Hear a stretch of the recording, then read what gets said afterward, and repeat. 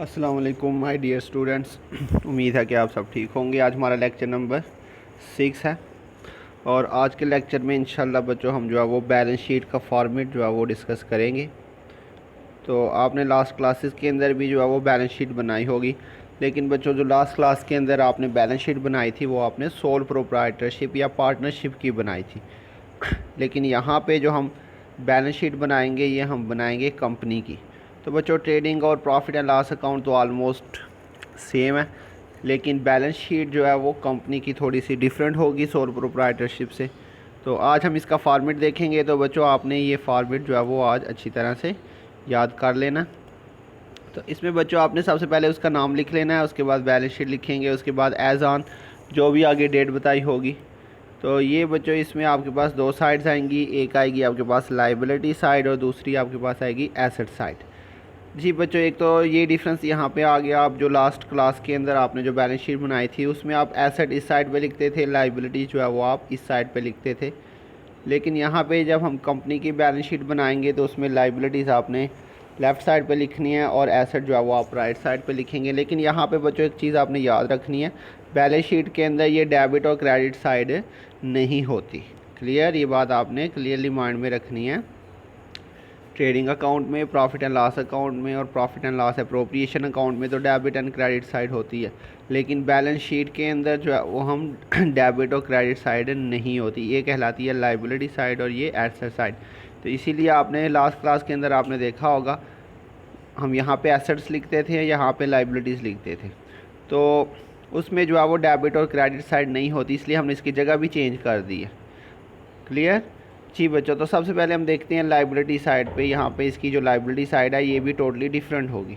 इसमें सबसे पहले हम लिखेंगे बच्चों ऑथोराइज्ड कैपिटल। ऑथोराइज्ड कैपिटल के बारे में हमने स्टार्ट के अंदर पढ़ा था बच्चों। ऑथोराइज्ड कैपिटल दिया होगा तो उसे आपने यहाँ पे हेडिंग लिखनी है और इसके नीचे आपने उसकी डिटेल मेंशन करनी है।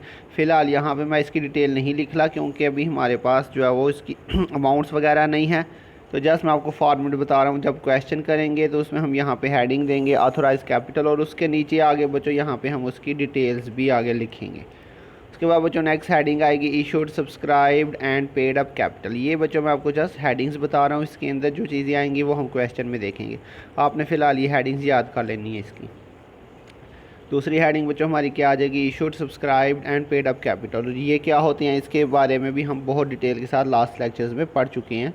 ऑथराइज्ड उसमें से जितना हमने इशू कर दिया, जितना लोगों ने ख़रीद लिया और जितना लोगों ने पे कर दिया। तो ये बहरहाल आपने हेडिंग लिखनी है। इसके बाद बच्चों नेक्स्ट हेडिंग आपके पास आएगी रिज़र्व की।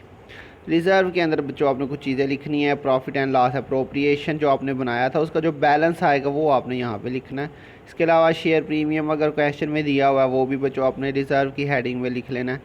और जनरल रिज़र्व, जी बच्चों कोई भी रिज़र्व दिया हो, general reserve, debenture redemption reserve, किसी भी किस्म का रिज़र्व दिया हो ट्रायल बैलेंस के अंदर तो वो आपने कहाँ पे लिखना है बच्चों, रिज़र्व की हेडिंग में। क्लियर बच्चों जी बच्चों, हमने जो लास्ट फॉर्मेट पढ़ा था profit and loss appropriation account का, उसके अंदर भी हमने रिज़र्व लिखा था, लेकिन बच्चों वो हम लिखा था transfer to reserve. Transfer to reserve होगा तो वो अप्रोप्रिएशन में लिखेंगे। ये है सिंपल रिज़र्व। ट्रायल बैलेंस में उसने आपको सिंपल रिज़र्व दिया हो, general reserve, dividend equalisation reserve, debenture redemption reserve, simply किसी भी चीज़ के साथ रिज़र्व लिखा हो वो ये रिज़र्व की हेडिंग में आ जाएगा। उसके बाद नेक्स्ट बच्चों आपके पास हेडिंग आएगी long term liabilities. Long term liabilities के अंदर बच्चों आपके पास आएंगे डिबेंचर, लोन, मॉर्टगेज। डिबेंचर के बारे में मैंने बताया था नेक्स्ट चैप्टर हम पढ़ेंगे, वहाँ पर डिटेल से पढ़ेंगे। ये भी शेयर्स की तरह ही होते हैं, जिस तरह हम शेयर इशू करते हैं ऐसे हम डिबेंचर्स भी इशू करते हैं। फ़िलहाल मैं इस डिटेल में नहीं जा रहा, सिंपली आपने ये लॉन्ग टर्म लाइबिलिटीज़ याद रखनी है। लॉन्ग टर्म लाइबिलिटीज़ में आपके पास डिबेंचर आ जाएगा। डिबेंचर को हम बॉन्ड्स भी कहते हैं। डिबेंचर या बॉन्ड्स एक ही चीज़ है। लोन बच्चों आप बैंक से कोई भी लोन ले सकते हैं, सिक्योर्ड, अनसिक्योर्ड लोन, किसी भी किसी चीज़ के साथ लोन लिखा हो वो आपकी लॉन्ग टर्म लाइबिलिटीज़ में आ जाए। इसके अलावा बच्चों मॉर्टगेज, मॉर्टगेज भी ये भी लोन ही होता है, लेकिन ये जो है इसमें आपने क्या किया, आपने अपनी कोई जो घर है उसके डॉक्यूमेंट्स, अपना सोना वगैरह या कोई भी चीज़ जो है वो आपने गिरवी रखवा के उसके बदले जो आपने लोन लिया उसको हम कहते हैं मॉर्टगेज। तो ये भी हमारा लॉन्ग टर्म लाइबिलिटी ही होती है। क्लियर बच्चों। इसके बाद नेक्स्ट आएंगी हमारे पास करंट लाइबिलिटीज़। करंट लाइबिलिटीज़ के अंदर बच्चों सन्डी क्रेडिटर्स, इसके बारे में हम पढ़ चुके हैं लास्ट क्लासेस के अंदर। वो लोग जिनसे हम उधार पे चीज़ें खरीदे उसको हम कहते हैं सन्ड्री क्रेडिटर्स। इसी का बच्चों एक और नाम है अकाउंट्स पेबल, और इसको ट्रेड क्रेडिटर्स भी कहते हैं। सिंपली सन्ड्री क्रेडिटर्स भी लिख सकता है, सिंपल वो क्रेडिटर भी लिख सकता है, या फिर वो इसको ट्रेड क्रेडिटर्स भी लिख सकता है। तो इसी का दूसरा नाम है अकाउंट्स पेबल। जी बच्चों, इसके अलावा बिल्स पेबल, नोट्स पेबल। तो सिंपली याद रखिएगा किसी भी चीज़ के साथ पेबल आ जाए, इनके अलावा भी किसी चीज़ के साथ पेबल आ जाए, सैलरीज पेबल, वेजेस पेबल। जी बच्चों, मैं पेड की बात नहीं कर रहा, पेबल की बात कर रहा हूँ। पेड करेगा तो वो एक्सपेंस होगा। किसी भी चीज़ के साथ पेबल लिखा हो तो वो आपकी करंट लाइबिलिटी होगी। बैंक ओवरड्राफ्ट, आपने बैंक से जो है वो आपके अकाउंट में 10,000 था लेकिन आपने 15,000 विड्रा करवा लिया, तो बच्चों वो जो 5,000 आपने ऊपर विड्रा करवाया इसको हम कहते हैं बैंक ओवरड्राफ्ट। और बच्चों ये बैंक फैसिलिटी हर किसी को नहीं देता, ये पहले से डिसाइडेड होती है। तो उसी सूरत में बैंक आपको 5,000 ऊपर दे रहा है, तो ये किस्म का हमारा कर्जा होता है जो हमने विद इन 1 मंथ जो है वो बैंक को वापस करना होता है, तो उसको हम कहते हैं बैंक ओवरड्राफ्ट। इसी तरह से प्रोविजन फॉर टैक्स। जी बच्चों, ये आपने देखा हमने कुछ चीज़ें अप्रोप्रिएशन अकाउंट में लिखी थी, उन्हीं को हम यहाँ पे बैलेंस शीट में भी लिख रहे हैं बच्चों। तो ये चीज़ें होती हैं एडजस्टमेंट के अंदर, अभी हम आगे जाकर एडजस्टमेंट्स भी पढ़ेंगे। तो बच्चों जो एडजस्टमेंट में चीज़ें आती हैं उसका हमने डबल इफेक्ट करना होता है। ये प्रोविजन फॉर टैक्स जो है ये उसने अक्सर जो है वो एडजस्टमेंट में दिया होता है, इसलिए हम इसको एक दफ़ा अप्रोप्रिएशन अकाउंट में भी लिखते हैं और एक दफ़ा हम उसको करंट लाइबिलिटी में भी लिखते हैं। इसी तरह से प्रपोज डिविडेंड, ये भी बच्चों आपने अप्रोप्रिएशन अकाउंट में देखा था। और इसी तरह से बच्चों फाइनल डिविडेंड, ये भी आपने अप्रोप्रिएशन अकाउंट में देखा था। तो बच्चों ये चीज़ें अगर उसने आपको एडजस्टमेंट में दी है, और नॉर्मली ये तीनों चीज़ें वो एडजस्टमेंट में ही देता है, provision for tax, propose dividend, final dividend. तो ये बच्चों एडजस्टमेंट में होगा तो एक दफ़ा अप्रोप्रिएशन में लिखेंगे और एक दफ़ा करंट लाइबिलिटीज़ में लिखेंगे। क्लियर बच्चों? एसेट साइड पे आ जाते हैं। एसेट साइड पे यहाँ पे आपके पास सबसे पहले आएगा बच्चों फिक्स्ड एसेट्स। तो फिक्स्ड एसेट्स कौन कौन सी होती हैं ये आपको पता होगा बच्चों। Land and building, plant machinery, furniture and fixture, motor vehicles. तो ये बच्चों फिक्स्ड एसेट्स हैं, चंद मैंने लिखी हैं। इसके अलावा भी हो सकता है बच्चों, मोटर व्हीकल में हर किस्म की गाड़ियाँ वगैरह आ जाएंगी। क्लियर? इसी तरह से बच्चों गुडविल, गुडविल भी आपका फिक्स्ड एसेट होता है। गुडविल होती है शोहरत, नेक नामी, तो ये भी हमारा एसेट होता है। ट्रेडमार्क, ट्रेडमार्क बच्चों जो तजारती निशान, जैसे आपने देखा होगा हर कंपनी ने अपना कोई साइन वगैरह बनाया होता है। जैसे नाइकी का आपने बच्चों देखा हो तो उन्होंने टिक मार्क बनाया होता है, ऐसे कोका कोला, पेप्सी है।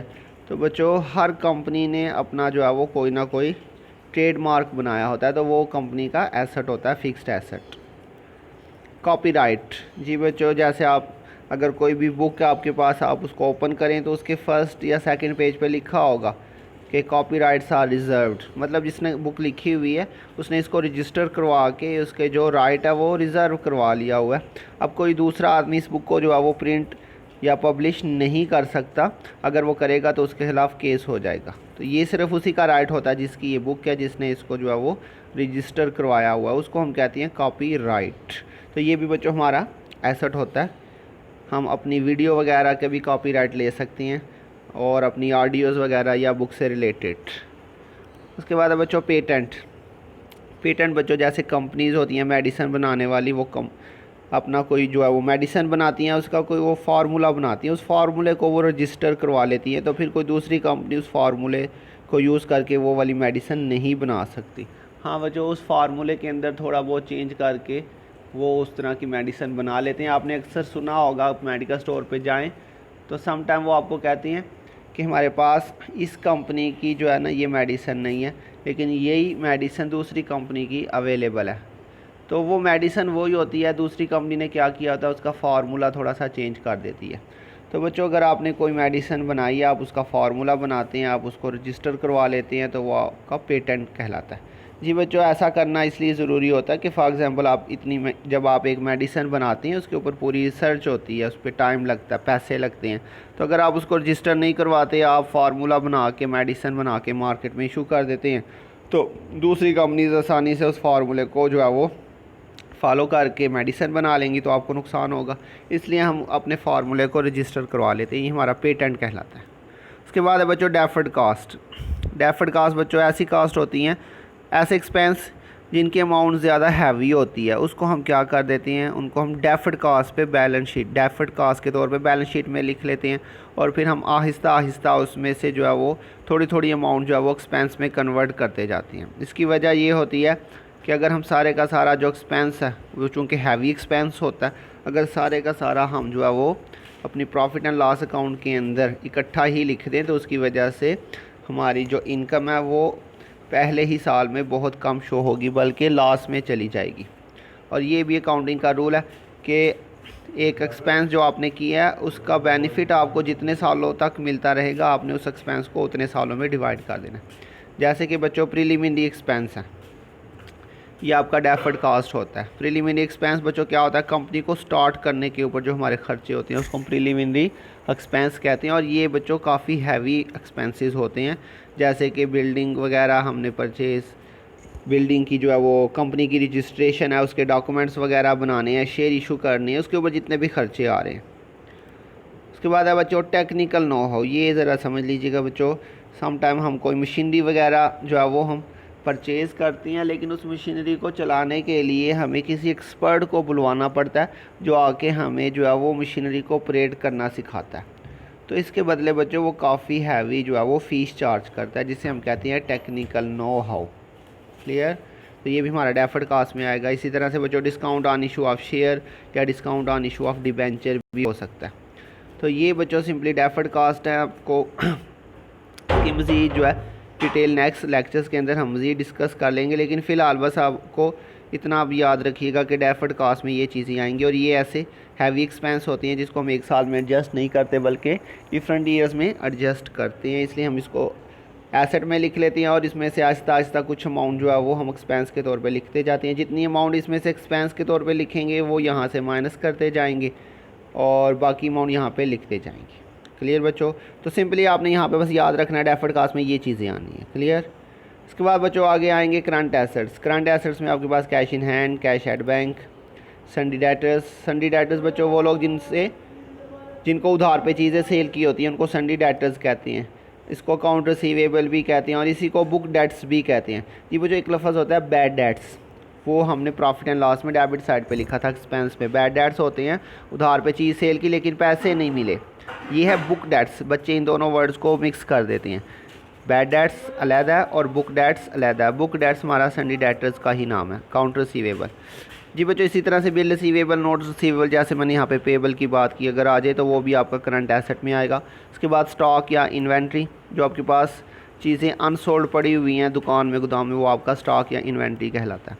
शॉर्ट टर्म इन्वेस्टमेंट, आपने कहीं पे इन्वेस्टमेंट की हुई है, मार्केटेबल सिक्योरिटीज़। जी बच्चों शॉर्ट टर्म इन्वेस्टमेंट का ही दूसरा नाम मार्केटेबल सिक्योरिटीज़ है। और प्रीपेड एक्सपेंसेस। जी बच्चों प्रीपेड एक्सपेंस क्या होते हैं, अगर आपने एडवांस में कोई एक्सपेंस पे कर दिया उसको हम कहते हैं प्रीपेड एक्सपेंसेस। अच्छा बच्चों यहाँ पे इस साइड पे एक चीज़ आ रही है आउटस्टैंडिंग एक्सपेंस, ये हमने शायद डिस्कस नहीं की। तो बच्चों आउटस्टैंडिंग एक्सपेंस क्या होते हैं, ऐसे एक्सपेंस जो पेबल हो गए हैं लेकिन आपने अभी पे नहीं किए हुए, सिंपली ये पेबल का ही नाम है, पेबल को ही हम आउटस्टैंडिंग भी कहते हैं। ऐसे एक्सपेंस जो कि पेबल हो गए हैं, वाजिबुल अदा हो चुके हैं लेकिन आपने अभी पे नहीं की। और प्रीपेड एक्सपेंस, प्रीपेड का मतलब देखिए, पेड का मतलब अदा करना और प्री का मतलब पहले, तो प्रीपेड एक्सपेंस मतलब ऐसे एक्सपेंस जो आपने एडवांस में पे कर दिए हुए, अभी एक्सपेंस हुआ नहीं कि लेकिन पेमेंट पहले ही कर दिया। तो ये बच्चों हमारा बैलेंस शीट का फॉर्मेट था, तो ये आपने इसको अच्छी तरह से याद करना है। इसमें काफ़ी ज़्यादा चीज़ें हैं और ये आपके लिए न्यू है।